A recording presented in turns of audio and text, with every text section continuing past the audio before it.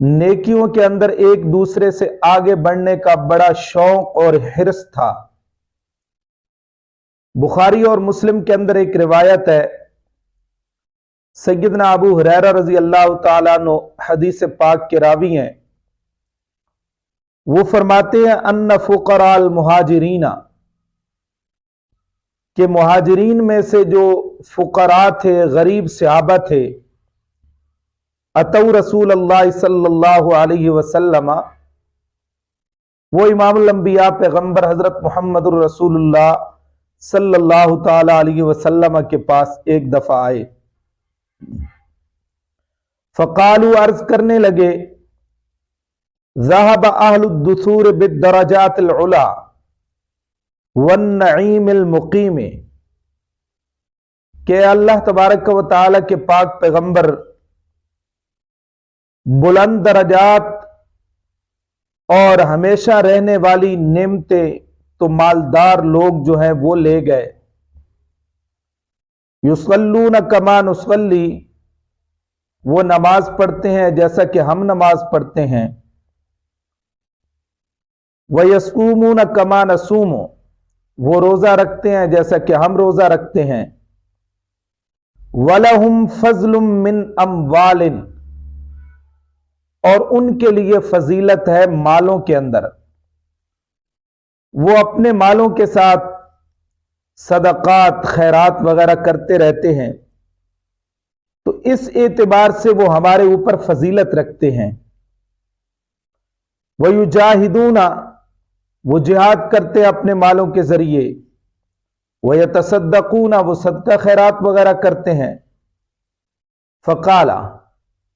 تو امام الانبیاء پیغمبر صلی اللہ تعالی علیہ وسلم نے فرمایا، الا اعلمکم شیئا تدرکون بہ من سبقکم، کیا نہ میں بتاؤں تم کو، کیا نہ میں سکھاؤں تم کو ایسی چیز اور ایسے کلمات کہ تم پہلوں کے برابر پہنچ جاؤ، وَتَسْبِقُونَ بِهِ مَنْ بَعْدَكُمْ، اور سبقت لے جاؤ، آگے بڑھ جاؤ اپنے بعد میں آنے والوں پر، وَلَا يَكُونُ أَحَدٌ أَفْضَلَ مِنْكُمْ، اور نہ ہوگا کوئی ایک تم میں سے زیادہ افضل، إِلَّا مَنْ صَنَعَ مِثْلَ مَا صَنَعْتُمْ، مگر وہ شخص جس نے کیا اس کی مثل جو تم نے کیا، یعنی اگر یہ تمہارے اعمال کی طرح وہ عمل کرے جس طرح تم کر رہے ہو، اس اعتبار سے تو وہ تم سے آگے بڑھ سکتا ہے، لیکن اس کے علاوہ کسی اور چیز کے ذریعے وہ تم سے آگے نہیں بڑھ سکتا۔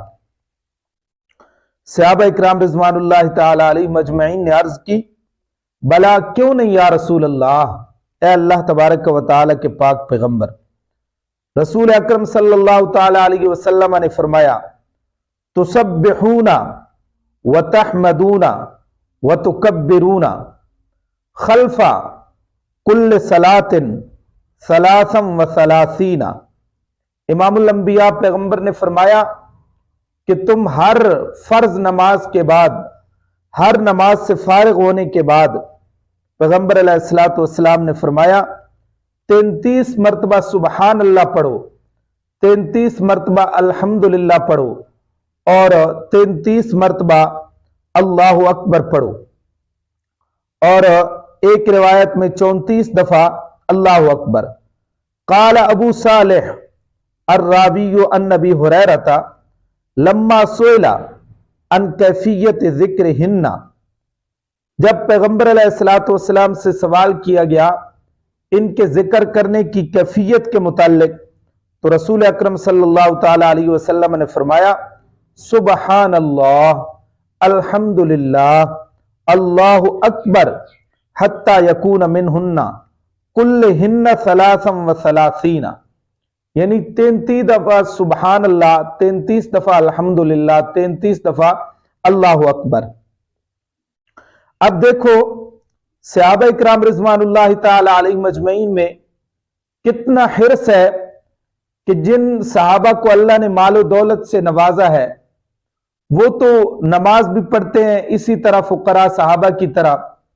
اب وہ صدقہ خیرات جہاد وغیرہ کے اندر مال خرچ کرتے ہیں۔ تو یہ جو فقراء صحابہ تھے ان کے اندر یہ شوق پیدا ہوا کہ اب وہ جو ہے وہ تو جہاد کے ذریعے صدقات و خیرات کے ذریعے ہم سے آگے بڑھ رہے ہیں، تو ان صحابہ اکرام رضوان اللہ تعالی علیہ مجمعین نے رسول اکرم صلی اللہ تعالی علیہ وسلم سے سوال کیا کہ یا رسول اللہ ہمیں بھی کوئی ایسا عمل بتائیں جس کے ذریعے تاکہ ہم جس طرح وہ نیکیوں کے اندر آگے بڑھ رہے ہیں ہم بھی اسی طرح نیکیوں کے اندر آگے بڑھے۔ اب مسلم کی ایک روایت میں یہ زیادتی بھی موجود ہے کہ فقراء مہاجرین دوبارہ رسول اکرم صلی اللہ تعالی علیہ وسلم کے پاس حاضر ہوئے اور کہنے لگے کہ یا رسول اللہ ہمارے مالدار بھائیوں نے جو تسبیحات ہم کر رہے تھے سن لی، پس وہ بھی ایسا ہی کرنے لگے۔ تو رسول اکرم صلی اللہ تعالی علیہ وسلم نے فرمایا کہ یہ تو اللہ کا فضل ہے جسے چاہے عطا کر دے، یہ اللہ تعالیٰ کی ذات کا فضل ہے، میں اس میں کیا کر سکتا ہوں؟ اللہ جس کو جتنے کمالات تک پہنچا دے تو کوئی آدمی اس کا مقابلہ نہیں کر سکتا۔ اسی لیے حضرت عمر بن خطاب رضی اللہ تعالیٰ عنہ فرمایا کرتے تھے حضرت ابو بکر صدیق رضی اللہ تعالیٰ عنہ سے کہ یا ابا بکر اب میری ساری زندگی کی نیکیاں تو لے لے اور ہجرت والی رات کی نیکی جو ہے وہ تو مجھے دے دے جو پیغمبر علیہ الصلوۃ والسلام کے ساتھ تو نے 3 راتیں غار ثور کے اندر گزاری تھی۔ تو اندازہ لگاؤ ایک غار ثور والی کتنی بڑی نیکی ہے کہ حضرت عمر رضی اللہ تعالیٰ عنہ کے بیان سے معلوم ہوتا ہے کہ سیدنا ابو بکر صدیق رضی اللہ تعالیٰ عنہ کی ایک نیکی جو ہے وہ عمر ابن خطاب رضی اللہ تعالیٰ عنہ کی پوری زندگی کی نیکیوں پر بھاری ہے۔ ذالک من فضل اللہ، یہ اللہ تبارک و تعالیٰ کی ذات کے فضل سے ہے، یؤتی من یشاء، جسے چاہتا ہے اس کو عطا کر دیتا ہے۔ اب صحابہ اکرام رضوان اللہ تعالی علیہ مجمعین میں جو فضیلت اور جو شان سیدنا صدیق اکبر رضی اللہ تعالیٰ عنہ کو عطا کی اللہ تبارک و تعالیٰ نے، وہ کسی صحابی کو عطا نہیں کی۔ جو مقام